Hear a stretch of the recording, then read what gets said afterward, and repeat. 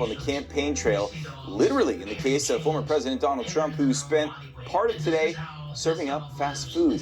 This as Vice President Harris enlists some star power to help her get out the vote in these closing weeks. Fox 40 contributor Mark Meredith has the latest from both campaigns. Vice President Harris spent Sunday campaigning in battleground Georgia, visiting a church in the Atlanta suburbs and striking a somber tone with the congregation. What we do see are some who try to deepen division among us, spread hate, sow fear, and cause chaos. The true measure of the strength of a leader is based on who you lift up. Harris is also relying on celebrities to generate some buzz on the trail. On Saturday, enlisting help from music artist Lizzo in Detroit and Usher in Atlanta. It doesn't matter where you're from.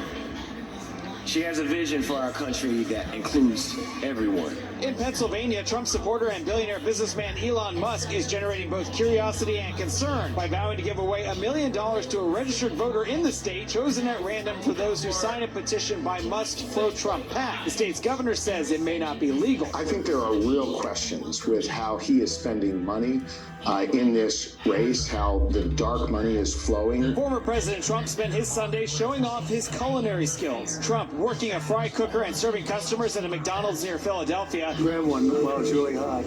See if you can touch that sucker. I don't think so. It was a direct attack against Vice President Harris, who repeatedly talks about her time working for McDonald's in the 1980s, and it's a claim Trump openly doubts. She talked about the heat. It was so tough. She never worked at McDonald's. And that was Mark Meredith reporting for us there this evening. A lot of attention has been paid to Pennsylvania as the potential deciding state in the 2024 election. There's also a razor-thin margin in the state's Senate race.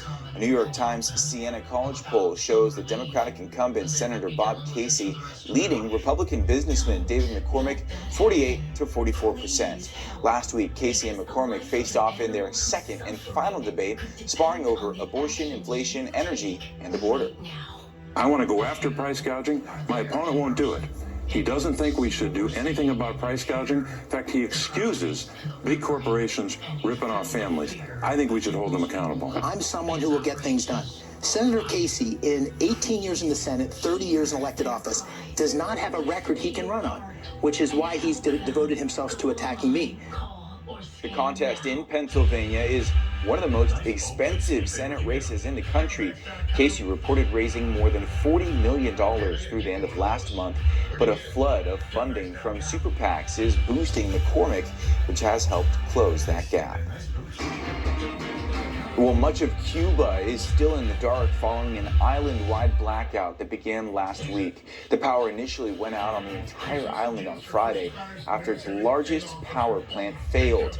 Officials have been working on the electrical grid repairs throughout the weekend, but with Hurricane Oscar hitting the island today, power could be out across the island for several more days.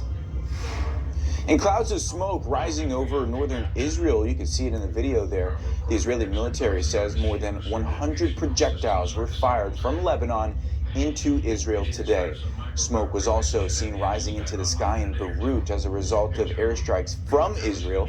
This comes as 19 days ago, Israel launched its ground invasion into southern Lebanon, sending thousands of troops into the rugged terrain there. In Mexico City, thousands of zombies took a nice stroll today for the annual zombie walk. Participants sporting fake blood, torn clothing, snarling gestures, all characteristics of zombies. The annual event is designed to raise donations for the Food Bank for All, which distributes food to those in need. After the break, we may still be a couple months from December, but the Rockettes are already getting ready for the holidays. More on the preparations coming up. Oh, they moved. Man, they got